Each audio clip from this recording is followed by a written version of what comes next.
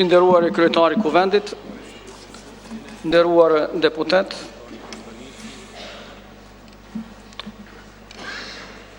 për ligji për ndryshimin dhe plotësimin e ligjit mbi ndërmarrjet publike është duke u përgatitur për një kohë gjatë, për një periudhë gjatë kohore, ka qenë pjesë e aktivitetit kuvendor në mandatin e kaluar dhe pashtu e kemi paraparë që të jetë pjesë edhe këtij mandati. Në ndërkohë ne jemi ballafaquar me një problem të veçantë sa i përket të ardhmës Trepçës dhe objektivi ynë themelor si Qeveria e Republikës Kosovës është që të krijojmë kushte për organizimin e Trepçës dhe kushtet që Trepça të punojë pa asnjë problem ligjor në të ardhmen. Qëllimi themelor pashtu është që të pamundsojmë procedurën e falimentimit të Trepçës, sepse konsiderojmë se nuk është në interes të punëtorëve të Trepçës, nuk është në interes të qytetarëve të Republikës Kosovës dhe nuk është në interes të askujt.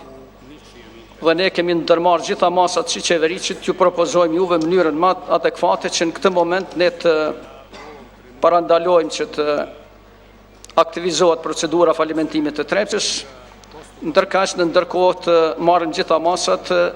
që bashkarisht vendosim se si do të organizojmë Trepçën në të ardhmen.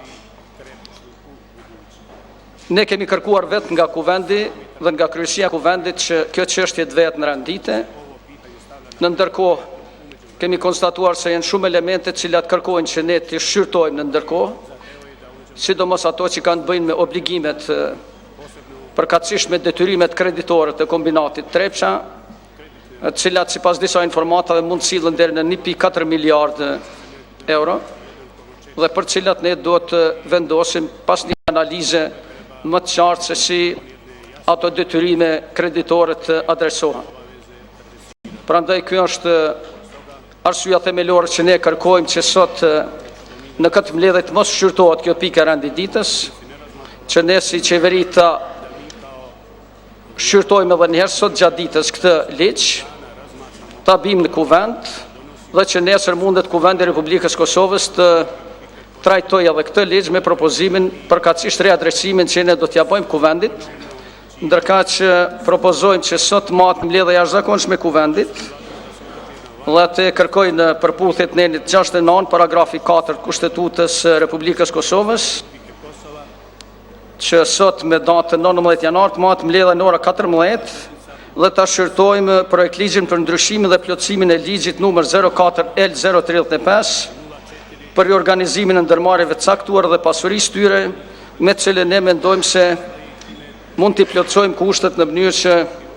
kombinati në vërtet që mos mund të aktivizohen procedurat e falimentimit ndaj kombinatit Trepça, ndërkaq që ligjin do t'ju bim nesër me propozim që